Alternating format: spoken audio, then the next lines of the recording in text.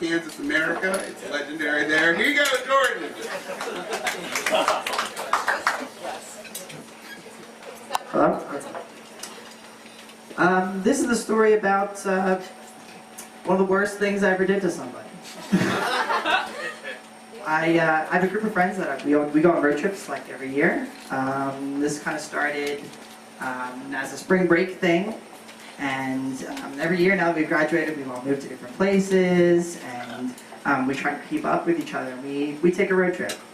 So this year, we decided to go to Montreal. We didn't really plan anything about it. We just sort of at the last minute decided we're going to go. My buddy buys plane tickets. He flies out here, and like 2 days before, we still don't know where we're staying, you know, because we're all young guys, so we don't really plan anything. We're part of like what my dad calls the Twitter generation, which means that we just make everything up as we go along, pretty much. So we're doing that, and the day before, we decide, oh, you know what, we'll do couch surfers. We've done that before. We did it in Europe. We do it all over the place. You know, my buddy is out in the Midwest, and he likes to host a lot of people, so he's got a lot of clout on couch surfers, so he thinks it's going to work out. So, you know, we're emailing people, and nobody gets back to us. And then the day before we're about to go, I finally get an email back from somebody, and they agree to host us.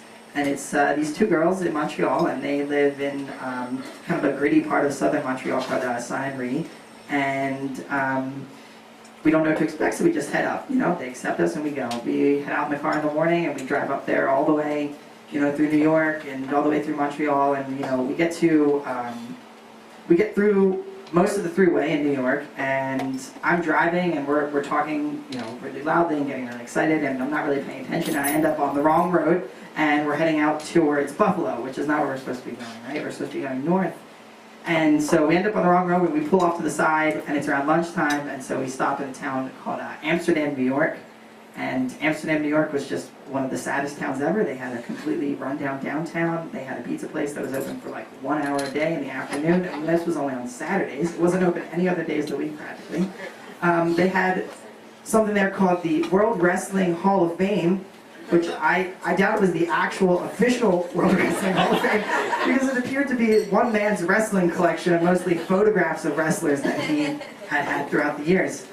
So it was a questionable legitimacy, but we moved on and we took the back roads up till we met up with 87 heading north again. And, you know, once again, I'm driving and talking with people for hours. I get distracted again and not paying attention. And suddenly I realized that we're running out of gas. And we're like, you know, way below the line. I'm kind of in this like Seinfeld situation, right, where we're trying to go how far below the line we can go. We don't really know where the next gas station is. We know that we passed, you know, a rest stop like 10 minutes before I noticed this, but I didn't do anything about it because I hadn't noticed. And I pull off to the side, and we pull off on, you know, a backcountry road. And we drive for like 20 minutes before we realize we just need to turn around. We're going to run out of gas. We don't know what we're going to do. And so we get back on the highway and continue going another 30 minutes north. And we must have pulled into the gas station, you know, running on fumes 2 seconds before we ran out of gas. So we escaped that adventure, and we head up to Montreal. And so we're kind of really excited, right? As soon as you get over the border, there's this feeling that's totally different, you know, because New York is all mountainous and hilly, and it's like real beautiful, but Montreal's real, you know, flat. Right on the other side, it's just nothing over there. So you have this immediate feeling like we've made it, we went somewhere. And we get there, and once again, we have no plans. You know, I'm texting the girls we're supposed to meet up with, and they're busy until like 7 o'clock, so, you know, it's the early afternoon. We get out, we change our money, and we just see a crowd over off in the distance, and we head towards this big beer festival. And we meet up with these, you know, a couple people at the beer festival. We just see people there. And as we're doing that, we finally meet up with the girls, and the next day we're heading out to a bar because we wanted to do one thing at the bar. You know, we had to go out in the city because kind of we were just being led around by the girls that we were staying with, and we go to the bar. They're having an open mic night, and I decide, what the hell? I'll go up there. I'll do the open mic night, and I sing a song, and as soon as I sing a song. There's this, I sing State Trooper by Bruce Springsteen, and these girls come in, and there's this big party, and they're having a birthday party, and so they invite us down, and you know, because we're all there by ourselves, me and two other guys, and they invite us down. We have a big time, and they're all really drunk, and so I get this girl's number.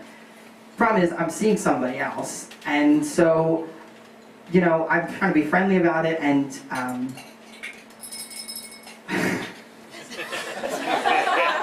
real unexpected.